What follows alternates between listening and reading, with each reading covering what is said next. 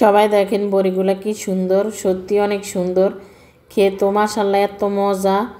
আপনার টক ঝাল মিষ্টি বড়ি। বাজারে গেছি বড়ি আনছি। আসসালামু আলাইকুম, সবাই কেমন আছেন? আশা করি ভালো আছেন। আলহামদুলিল্লাহ আমরাও ভালো আছি। আজকে মুরগির পাখনা ফ্রাই করব টমেটো সস দিয়ে। এটা খেতে মাশাআল্লাহ অনেক মজা। ফ্রাইগুলা করব। এখানে লেবু চিপে দিয়ে দিলাম অনেকগুলা।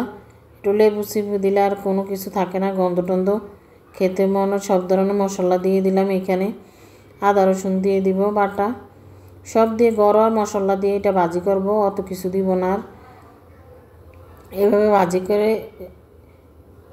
অনেকক্ষণ আমি সকালবেলায় রেখে দিছি। কিছু সরষের তেল দিয়ে দিব।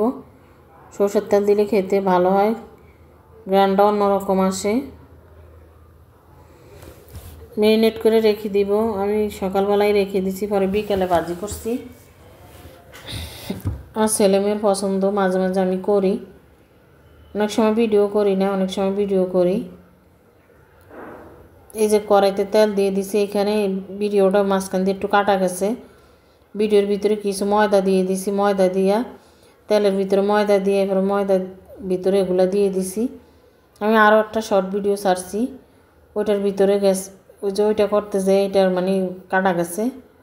এভাবে ফ্রাই করলে খেতে মাশাআল্লাহ। আমি এটা ফেসবুকেই দেখছি ভিডিওটা এভাবে করে, এই ভিডিও দেখে আমিও করলাম।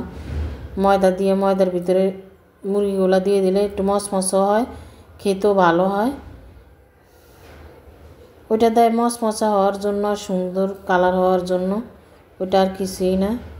এই যে দিয়ে দিছে, এখন ভাজা হয়ে গেছে। মুরগিগুলো উঠিয়ে নিব, পরে সস দিয়ে খাবে ছেলে মেয়ে, আমিও খাইছি। খেতে মাশাআল্লাহ অনেক মজা হয়েছে। সব ভালো থাকবেন আর ভিডিও দেখবেন। আল্লাহ হাফেজ।